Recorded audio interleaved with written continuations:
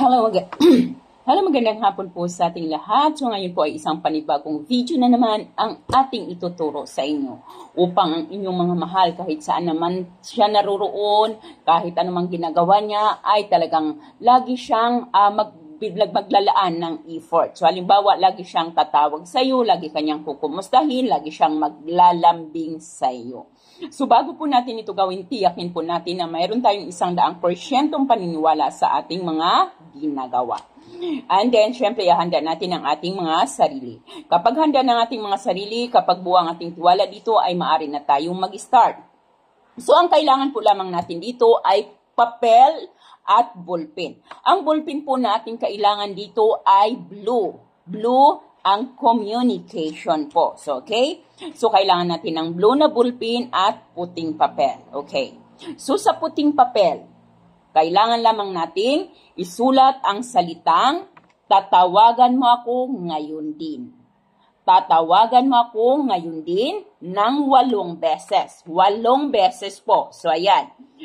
Tatawagan mo ako ngayon din, tatawagan mo ako ngayon din, tatawagan mo ako ngayon din, tatawagan mo ako 8 beses po natin yung isusulat. Sa bawat gilid, so ayan, sa gilid, isulat natin ang numero 8. Infinity numbers, 1, 2, 3, 4. So sa bawat, ayan, dito, sa bawat gilid. So, number 8. So, habang isinusulat mo ang kanyang pangalan, mag-isip ka ng mga gagandang bagay sa inyong dalawa. Yung mga masasaya, yung kailangan yung inyong pagmamahalan, hindi yung sama ng loob. Kailangan yung inyong pagmamahalan, yung masaya, yung pagtitinginan, yun po ang inyong iisipin.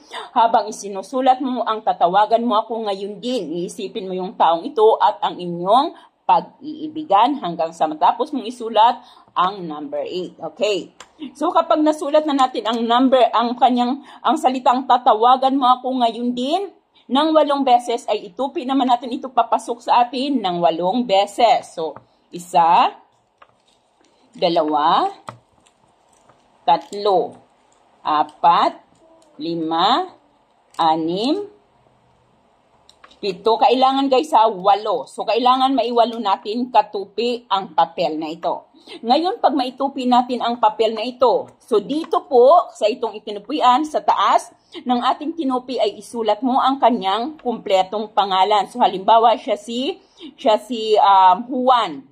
Si Juan de la Cruz. So, ayan, isusulat mo dito ang pangalan ni Juan de la Cruz. Ngayon, baligtarin natin ang papel at isulat mo naman ang iyong pangalan. Pangalan mo. So, halimbawa ako si Marivic. Si Marivic Nunez Pauyon. So, ayan po ang ating isusulat dito sa likod ng papel. Ngayon po, hawakan mo ito. Hawakan mo ito, pakaisipin mo ang taong ito. Yung bang pakaisipin mo, papaganahin natin ang ating law of attraction and manifestation. Ito po yung ating pinapagana dito, no? Para ito makarating, ang ating mensahe ay makarating sa universe. So, hindi mo na kailangang bigkasin ang kanyang pangalan, hindi mo na kailangang bigkasin pa, kundi pakaisipin mo lamang ang taong ito at lagi mong isipin, ang ating bibigkasin dito ay ang tatawag ka ngayon din. Tatawag ka ngayon din. Isipin mo lamang ang taong ito, pakaisipin, ilagay mo siya sa iyong isipan, and then sasabihin mo, tatawag ka ngayon din ng 8 beses. Pagkatapos po nito guys, itago mo ang papel. Minsan po ito, subukan ninyo ito dahil hindi ka pa halos tapos gumagawa nito, ay nandyan na, nakatawag na siya sa'yo. Basta't paganahin po ang ating law of attraction at syempre yung ating 100% paninilawala. Once na tumawag na siya sa'yo, ang gawin po ninyo ito ay punitin po ninyo kaagad ang papel, pwedeng sunugin at ahayaan po ang abon nito or ang kaya naman ang papel nating pinunit ay mali nating flash sa ating mga toilet. Gagawin po ng kahit anong araw or kahit anong oras, pero mas maganda kung magawa ito ng Biyernes or kaya naman po ay Martes.